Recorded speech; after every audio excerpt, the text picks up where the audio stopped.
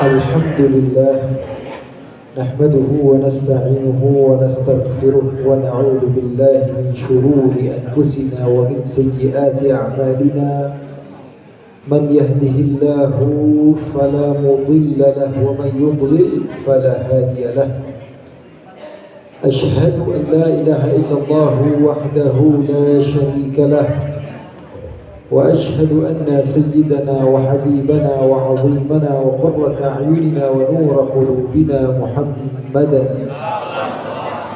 عبده ورسوله اللهم فصل وسلم وبارك وكرم وعظم ومجد وتكرم وتحنن على سيدنا محمد وعلى آله وصحبه أجمعين. سبحانك لا علم لنا إلا ما علمتنا إنك أنت العليم الحكيم.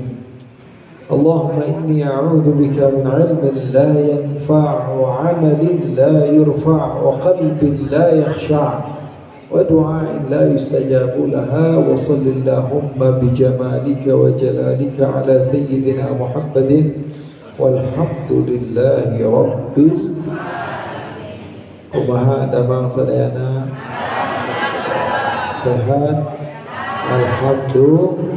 alhamdulillah. Malam yang penuh dengan kebahagiaan Allah kumpulkan kita bersama-sama, tidak lain tidak bukan karena Allah ingin menjadikan kita termasuk ahli syurganya Allah. Di dalam syair dikatakan in lam turid naila ma arju wa atlubuhu min faidi fadlika ma alhamtani talaba. Allah jika tidak menginginkan untuk dikabulkan doa seorang hamba, maka Allah tidak memberikan kesempatan bagi hamba tersebut untuk berdoa. Ketika Allah menggerakkan hati seorang hamba untuk bisa berdoa, artinya Allah sudah persiapkan penerimaan atau ijabah dari doa seorang hamba tersebut. Sama seperti ketika seorang hamba Allah Subhanahu wa ta'ala hadir di majlis ta'lim, duduk di tempat-tempat yang baik, itu tidak lain karena Allah Subhanahu wa ta'ala menginginkan bagi hamba tersebut untuk dijadikan hamba Allah yang insya Allah akan menghuni syurganya Allah. Karena kita semua yang sudah duduk pada malam hari ini, kita sudah dapat taufik. Kalau orang yang belum melakukan kebaikan, itu namanya belum dapat taufik. Tapi duduknya kita di tempat ini sudah menjadi satu bukti bahwa kita sudah menjadi orang yang mendapatkan taufik, orang yang muwaffaq, orang yang mendapatkan taufik dari Allah Subhanahu wa ta'ala. Karena taufik di dalam bahasa Arab artinya khalqu qudrati ta'atil 'abd. Allah ciptakan kemampuan bagi seorang hamba untuk beribadah. Kalau baru niat untuk bisa hadir, itu belum dinamakan taufik. Tapi kalau sudah duduk jasad kita di satu tempat untuk beribadah, berarti kita sudah dapat taufik. Berarti kita semuanya sudah dapat taufik. Berarti kita seorang yang muwaffaq. Karena sudah ada bukti bahwa sungguhnya Allah berikan kepada kita taufik. Makanya sekarang pulang dari majlis sudah paham arti taufik. Selalunya kita warga Nahdliyin sering dengar selepas majlis, ya, selepas majlis ta'lim Ahlus Sunnah wal Jamaah biasanya bacanya wabillahi taufiq wallahu al-muwaffiq ila aqwamit thariq. Arti taufik adalah kemampuan bagi seorang hamba untuk bisa beribadah. Dan sekarang alhamdulillah Allah berikan, karena Allah ingin kita menjadi hamba Allah yang saleh dan salehah. Nikmat taufik itu nikmat yang mahal. Makanya kata ulama di dalam Al-Quran tidak ada kalimat taufik disebutkan kecuali sekali saja. Satu kali kalimat Allah Subhanahu wa taala di dalam Al-Quran, wa ma taufiqi illa billah. Hanya itu saja. Kalimat taufik tidak tertulis dalam Al-Quran kecuali satu ayat itu saja. Dan Rasul sallallahu alaihi wasallam bersabda, "Salullahal afiyah fa innahu ma utiya ahadun afdala minal afiyati illa taufiq." Kata Nabi, minta kepada Allah supaya diberikan nikmat afiyah, karena sesungguhnya Allah tidak memberikan nikmat yang lebih hebat daripada nikmat afiyah kecuali taufik. Nikmat afiyah perlu. Nikmat afiyah perlu. Sehat perlu atau tidak? Perlu. Ada yang bilang saya mah hidup terserah, yang penting saya ibadah. Kalau kakinya sakit gimana mau ibadah? Kalau kakinya sudah tidak mampu bagaimana mau sholat? Yang kuat, yang hebat bisa sholat sampai 100 rakaat. Kalau kita sudah tidak punya kemampuan lagi, paling 4 rakaat kaki sudah capek. Makanya afiah perlu atau tidak perlu? Perlu. Yang tadinya memiliki afiah di dalam matanya bisa membaca Al-Quran tidak capek. Kalau sudah mulai rabun sudah susah. Betul atau tidak? Iya, sudah mulai susah. Makanya al-afiyah perlu, minta sama Allah. Saya terserah mau sakit mau apa, urusan Allah. Wah, saya tawakal saya sama Allah. Itu bukan tawakal namanya. Itu namanya ittikal. Ya, itu namanya ittikal, bukan tawakal. Sahabat Nabi ada yang membawa unta, tidak diikat, dibiarkan saja. Lalu Nabi bertanya, "Wahai sahabatku, apa yang kau lakukan?" Dia katakan, "Saya tawakal ya Rasulullah." Sama kayak sekarang kita punya mobil atau punya motor, kuncinya kita biarkan di situ saja. Ketika ditanya, "Kenapa kok kuncinya dibiarkan di situ?" Jawabannya, "Saya tawakal." Kata Nabi, salah. Kata Nabi, "I'qilha wa tawakkal 'ala Allah." Cara bertawakal yang betul adalah kunci dulu, ikat dulu, setelah itu baru tawakal. Makanya nikmat afiah perlu atau tidak?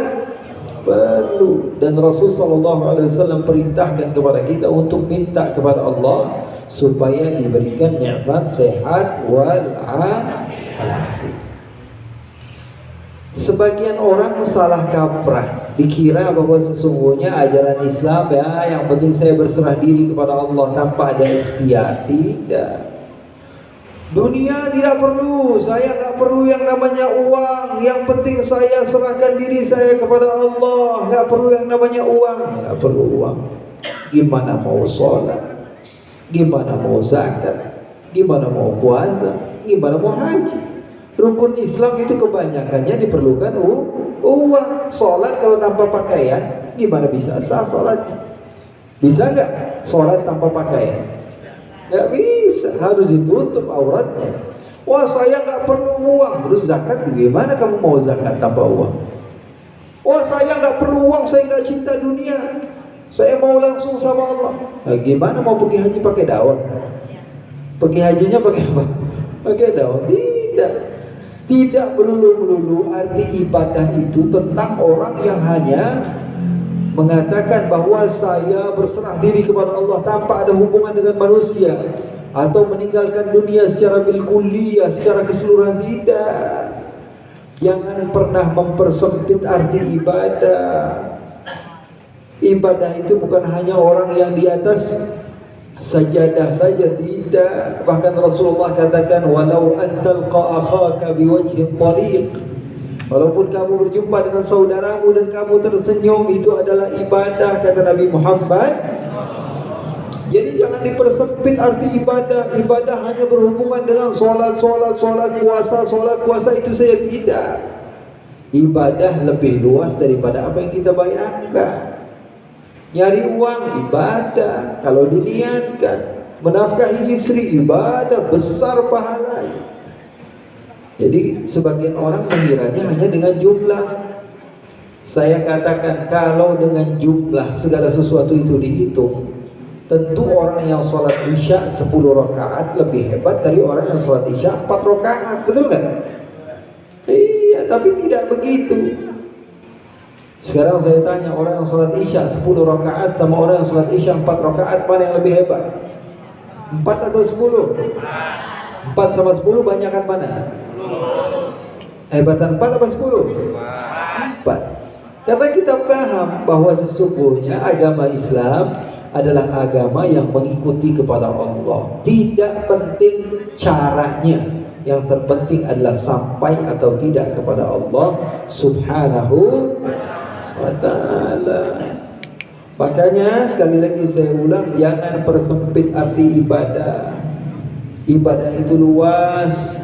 Belajar agama itu ibadah, duduk di majelis ilmu itu ibadah, membahagiakan istri itu ibadah, membahagiakan anak itu ibadah, duduk bersama orang soleh itu ibadah, ya, membahagiakan sesama saudara itu ibadah. Banyak sekali arti ibadah. Dan kita bisa mendapatkan pahala di sisi Allah dengan ibadah yang kita lakukan. Makanya Rasulullah SAW katakan, walaupun kamu berjumpa dengan saudaramu dengan wajah tersenyum, itulah ibadah, itulah kebaikan. Sallallahu alaihi wasallam. Dan kebaikan yang lebih utama adalah tidak menyakiti sesama muslim. Nah, ini PR-nya kita. Kita kenapa sekarang ini bulan Maulid khususnya jadi bulan perdebatan.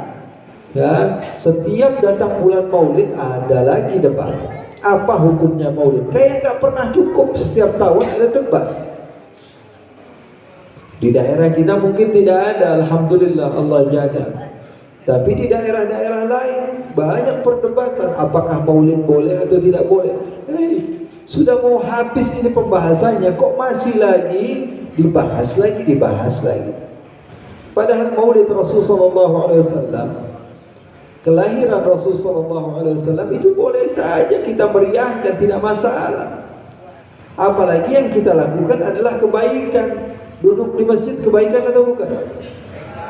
Silaturahmi kebaikan atau bukan? Bagi-bagi makanan kebaikan atau bukan? Kebaikan atau bukan? Dengarkan ceramah kebaikan atau bukan? Dengarkan Al-Quran kebaikan atau bukan? Baca sejarah Nabi kebaikan atau bukan? Dan Allah perintahkan di dalam Al-Quran, waf'alul khair, lakukan kebaikan. Berarti apa yang kita lakukan ada dalilnya atau tidak? Dalilnya di mana? Al-Quran. Kok dicari lagi dalilnya? Ini ada di dalam Al-Quran. Ya, sesuai apa yang kami lakukan, sesuai dengan apa yang ada di dalam Al-Quran. Al-Quran mengatakan waf'alul khair, lakukan kebaikan, kami lakukan kebaikan. Betul atau tidak? Berarti ada atau tidak di dalam Al-Quran? Ada. Secara umum ada. Kalau ada sebagian orang mengatakan, tapi kan Nabi nggak pernah ngelakuin. Ya, baju saya juga beda sama baju Nabi. Sorban saya juga beda sama sorban Nabi. Karpet kita juga beda sama karpetnya Nabi Muhammad SAW. Masjid kita juga rupanya berbeda dengan zaman Nabi. Tidak semua yang tidak dilakukan oleh Nabi adalah sesuatu yang haram. Tapi Nabi tidak pernah melakukannya. Tidak semua yang tidak dilakukan oleh Nabi adalah sesuatu yang haram. Nabi pernah atau tidak zakat menggunakan beras? Tapi orang Indonesia zakatnya pakai apa? Berarti orang Indonesia semuanya bid'ah.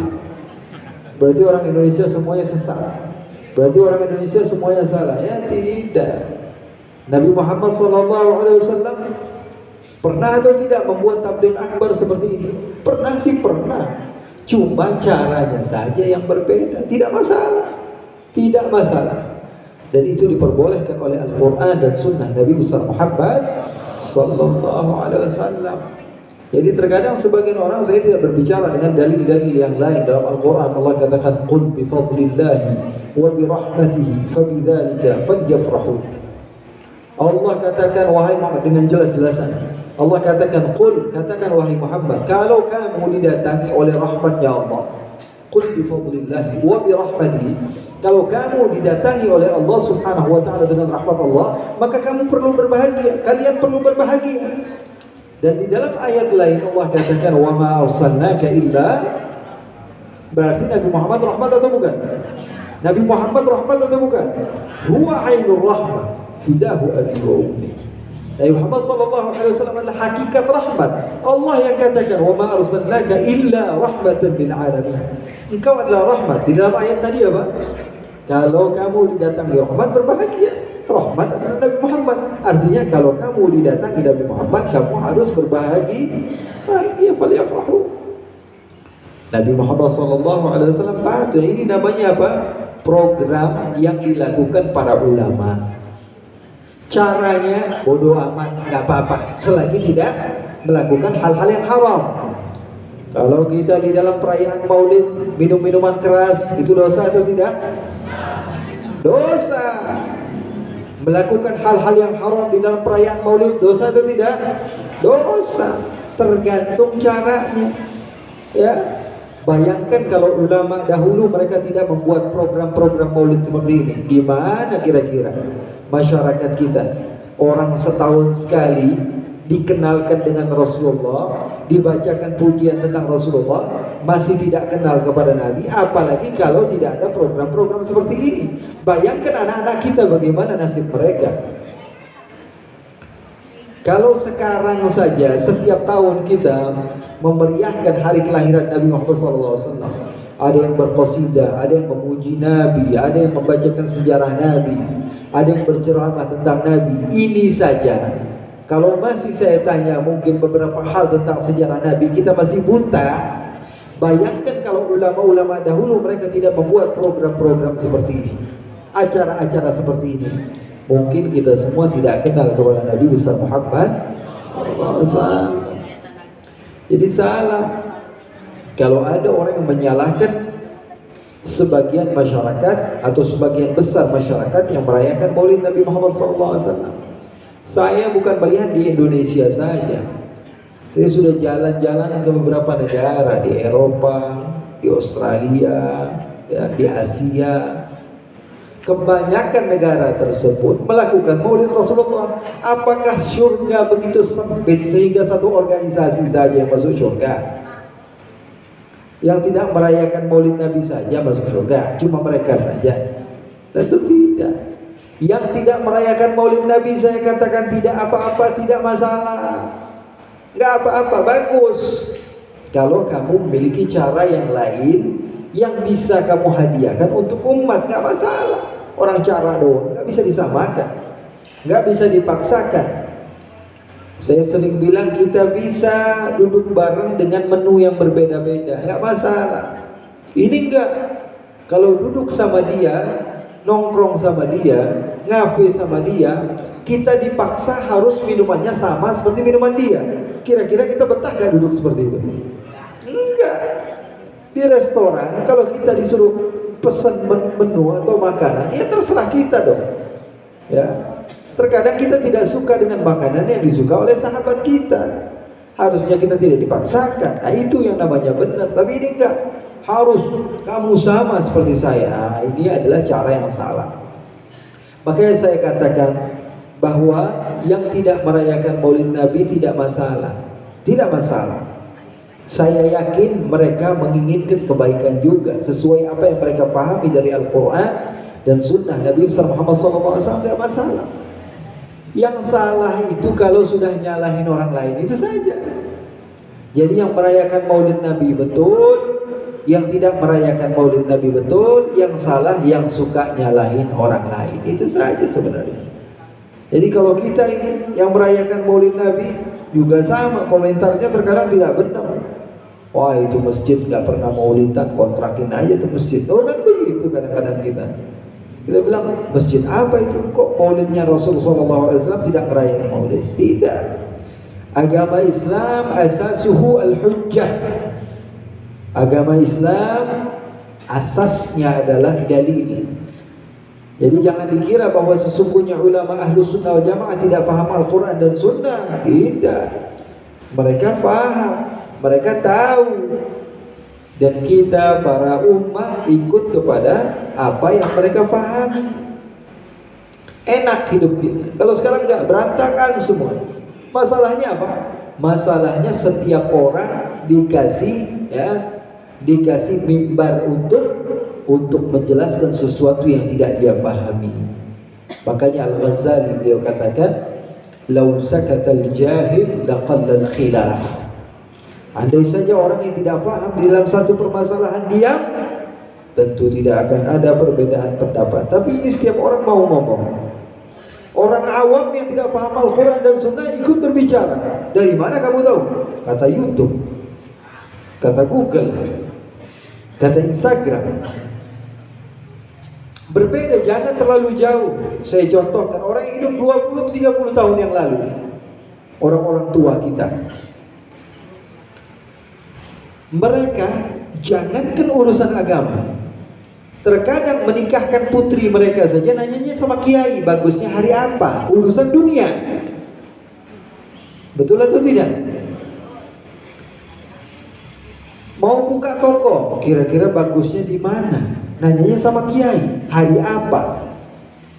Urusan dunia, nanyanya sama kiai, apalagi urusan akhirat. Ini enggak. Zaman sekarang pemuda-pemudi, kalaupun kiainya mengatakan ini hukumnya haram, dia akan bertanya, dalilnya apa kiai kok dibilang haram? Urusan akhirat. Dia tidak paham, dia tidak tahu menahu tentang hukum. Dalilnya apa kiai? Bahkan kalau kita tanya definisi dalil itu apa, dia tidak paham. Tapi dia bertanya, dalilnya apa kiai? Untuk apa? Kita orang awam ini enak hidup kita. Kalau kiai bilang haram, tinggalin. Kalau kiai bilang halal, lakuin. Kalau kiai bilang jauh, jauhi. Kalau kiai bilang dekati, enak, nikmat hidup kita. Ini enggak. Semuanya ingin menggali. Iya, kalau kamu memang fokus untuk menggali ilmu tidak masalah. Tapi ini enggak, kepo saja, pengen tahu saja. Kenapa kok ini bisa begini, ini kok bisa begini. Makanya dulu ada seorang nenek-nenek, dia ini mau dihukum. Lalu sang qadhi bilang, "Wahai nenek, kamu mau saya bahas urusan kamu ini sesuai dengan Al-Quran dan Sunnah atau sesuai dengan madhab Syafi'i?" Apa kata nenek? Madhab Syafi'i saja. Loh, kamu gak mau ikut kepada Al-Quran dan Sunnah? Ya kan sebagian orang mengajak kita kepada Al-Quran, Sunnah, Quran, Sunnah. Kamu gak mau ikut kepada Quran, Sunnah? Kamu mau ikut kepada madhab Syafi'i? Apa kata nenek ini? Saya lebih aman ikut pemahaman Syafi'i kepada Al-Quran Sunnah dibanding pemahaman kamu kepada Al-Quran dan Sunnah. Saya lebih aman karena Syafi'i mengambil ilmu dari Maliki, Maliki mengambil ilmu daripada Ibnu Syihab Az-Zuhri, Ibnu Syihab Az-Zuhri mengambil ilmu daripada Urwah ibn Zubair, Urwah ibn Zubair mengambil ilmu daripada Aisyah binti Abi Bakar, Aisyah mengambil ilmu dari Rasulullah. Jelas. Maliki mengambil ilmu daripada Rabi'atul Ra'i, mengambil ilmu daripada Sa'id bin Musayyib, mengambil ilmu daripada Abu Hurairah. Abu Hurairah dari Nabi Muhammad SAW. Jelas. Kalau kamu terkadang pemahaman kamu tidak sesuai dengan Al-Quran dan Sunnah. Jadi sebagian orang kita tidak ikut kepada mereka yang mengatakan bahwa mereka ikut kepada Al-Quran dan Sunnah. Bukan tidak ikut kepada Al-Quran dan Sunnah, tapi tidak ikut kepada pemahaman mereka tentang Al-Quran dan Sunnah. Jangan salahkan kami dong. Kita dibilang, wah kok gak ikut Quran Sunnah. Bukan gak ikut Quran Sunnah, gak ikut pemahaman kamu tentang Al-Quran dan Sunnah, tapi lebih ikut kepada pemahaman ulama tentang Al-Quran dan Sunnah Nabi besar Muhammad Sallallahu Alaihi Wasallam. Jadi nikmat. Agama Islam itu nikmat sebenarnya, ikhwani akhwati yang dimuliakan oleh Allah. Nikmat sekali. Namun terkadang sebagian di antara kita mempersempit. Saya pernah ceritakan bahwa ketika datang ke Turki, satu tempat ada namanya daerah Konya, kota tua sekali. Di situ terdapat masjid yang tua, masjid yang kalau kita bersuara, masjid-masjid di Eropa begitu kan. Kalau kita bersuara menggema. Bayangkan posisi kita ketika itu di tengah-tengah, kemudian imamnya sholat. Allahu Akbar, Alhamdulillahi Rabbil Alamin. Ketika itu kita satu-satunya orang Indonesia. Nah, ini imamnya nggak pakai bismillah, langsung dalam hati, ini Muhammadiyah atau Persis ya. Ya. Kalau orang Indonesia kan begitu. Nah, kalau pakai Bismillah ini orang NU nih. Kalau nggak pakai Bismillah ini orang Muhammadiyah. Kalau orang emang di Turki ada Muhammadiyah, ada NU. Hah? Ikhwani, dia pun sholat. Setelah itu ghairil maghdubi alaihim waladdallin. Bayangkan ketika si imam mengucap waladdallin dan masjid penuh dan suara menggema, saya sendirian yang bilang amin. Amin. Karena apa? Karena masyarakat di situ tidak ada yang mengiyakan kalimat amin secara jahar. Mereka semua baca aminnya di dalam hati. Kita sendirian yang baca amin, kira-kira malu atau tidak itu? Mau mundur gak bisa, mau maju gak bisa, ke kanan ke kiri gak bisa. Tapi kalau misalnya kita mengatakan, wah ini orang sesat semua, berarti surga itu terlalu sempit. Faham atau tidak? Kita terima perbedaan. Nikmat sekali agama Islam itu. Di masjid ini sholat subuhnya pakai kunut, betul ada dalilnya. Di masjid ini sholat subuhnya nggak pakai kunut, betul ada dalilnya. Yang salah siapa? Udah nggak sholat subuh, berisik lagi. Nyalahin sana, nyalahin sini. Di masjid ini dikatain, yang masjid ini dikatain. Apalagi kalau bulan Ramadan ada tarawih, beda-beda masjid. Ada yang pakai formasi 4-4-3 sholatnya. Ya, ada yang sholatnya 20 rakaat, ada yang 8 rakaat. Ya. Afwan, ada yang 8 rakaat, ada yang 36 rakaat. Itu semua saling menjelekkan satu sama lain. Enggak. Ya, harusnya jangan begitu agama Islam. Agama Islam itu menerima perbedaan.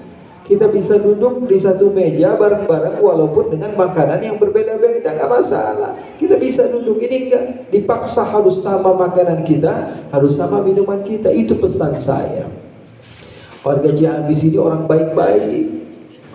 Orangnya soleh-soleh, orangnya dekat kepada Allah. Jangan sampai mau dirusak. Ya, kita masih bersyukur, masih banyak para sesepuh, masih banyak para kiai, masih banyak para ulama yang berjalan di jalannya Ahlus Sunnah wal Jamaah. Mudah-mudahan Allah jaga, mudah-mudahan Allah jaga. Dan kita bersama-sama insyaallah di tempat ini Allah Subhanahu wa taala terus-menerus berikan kepada kita kebaikan. Ya, jadi jangan pernah takut. Itu poin yang saya ingin sampaikan. Nanti bakalan banyak orang yang datang kepada kita dan mengatakan, ayo ikut Quran, ayo ikut sunnah. Dan seakan-akan menggambarkan bahwa ulama kita nggak ada yang paham Quran, nggak ada yang paham sunnah, ikut kepada khurafat, ikut kepada sesuatu yang tidak jelas. Jangan takut, kita banyak ulama yang alim. Lakukan saja sudah. Ya. Lakukan saja apa yang mereka programkan sejak awal. Adanya tahlil, adanya maulid, adanya Islam Mi'raj, sholat subuh pakai kunut dan semisalnya. Lakukan, tapi jangan nyalahkan orang lain. Itu pesan saya. Saya diajarkan di Indonesia untuk senantiasa toleransi. Sama orang yang berbeda agama pun saya duduk bareng-bareng. Saya ditekankan untuk begitu supaya mengajarkan kepada mereka bahwa agama Islam adalah agama yang baik. Sama orang yang non muslim baik loh, sama orang yang beda organisasi lu musuhan. Betul atau tidak? Betul atau tidak? Iya, diajarkan untuk toleransi kepada sesama bangsa Indonesia, duduk sama mereka, ngobrol sama mereka, asyik sama mereka. Tapi kalau beda organisasi udah mulai gondok-gondokan, sudah mulai kesel-keselan, sudah mulai seakan-akan kalau melihat masjid itu, wah ini masjid aneh, masjid nggak baik ini, masjid nggak benar ini. Nggak boleh begitu. Kita orang yang luar agama Islam saja, kita diharuskan untuk mengajarkan kepada mereka bahwa agama Islam itu agama baik, dan kita diajarkan untuk bertoleransi. Itu betul dan bagus. Kalau yang di luar agama Islam aja kita begitu, apalagi yang sudah Islam. Nabi Muhammad SAW pertama kali datang ke kota Madinah, yang beliau lakukan bukan bikin undang-undang, tidak, tapi ta'liful qulub. Itu yang dilakukan oleh Rasulullah pertama kali. Catat itu. Yang pertama kali Rasulullah SAW lakukan, Rasulullah mempersaudarakan antara umat. Setelah bersaudara satu sama lain, Abdurrahman bin Auf dengan Sa'ad bin Rabi, ya, Abu Bakar dengan Kharijah bin Zaid, Hamzah dengan Zaid bin Harithah, dan lain sebagainya. Setelah hati bersatu, baru Nabi Muhammad SAW bangun masjid. Kapan pembangunan masjid? Setelah hati sudah bersatu. Supaya apa? Supaya nggak perebutan jadi DKM, supaya nggak perebutan jadi pengurus, supaya nggak perebutan jadi apa? Jadi orang yang memiliki andil dalam masjid. Enggak, hatinya udah bersatu, hatinya sudah saling ya baik, bersaudara satu sama lain. Itu dulu Rasulullah SAW lakukan apa?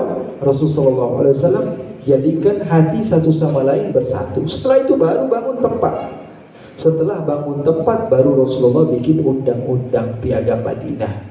At-Taqnin itu terjadi setelah pembangunan masjid, dan pembangunan masjid terjadi setelah bersatunya hati umat Islam pengikut baginda Nabi besar Muhammad SAW. Ma'asyiral hadirin wal hadirat yang dimuliakan oleh Allah Subhanahu wa taala, dari siang ini sudah acara ya. Sore acara ya, tadi pagi acara, Masya Allah. Mudah-mudahan semakin istiqamah. Dan saya bersama para sahabat, tadi niatnya saya bawa banyak, ini ada Habib Muhammad Al-Hadi, ini adik saya, murid daripada Al-Habib Umar bin Hafir, belajar di Yaman. Itu ada Habib Tahir bin Syahab, murid Habib Salim Asy-Syatiri, belajar di Yaman juga. Itu bahkan ada yang dulu di situ Ustaz HRC ya, lulusan Universitas Al-Ahqaf di Yaman juga. Ada Ustaz Mun'im juga, Ustaz Abduh, ada Habib Hamid As-Segaf. Banyak sebenarnya pengennya mereka semuanya ngomong tadi, karena saya kira saya sampai sini jam 8. Ternyata sampai di sini setengah 11. Alhamdulillah. Mudah-mudahan datangnya ke tempat ini membawa rahmat kepada Allah. Dan yang terpenting musafir, Nabi Muhammad katakan, saya tidak berkata bahwa ini keluarganya Nabi, Ahlul Bait, atau tidak katakan ini ulama, kita tidak katakan ini adalah orang yang begini dan begitu, tidak katakan mereka adalah orang soleh, tidak. Kita ini musafir, dan Nabi Muhammad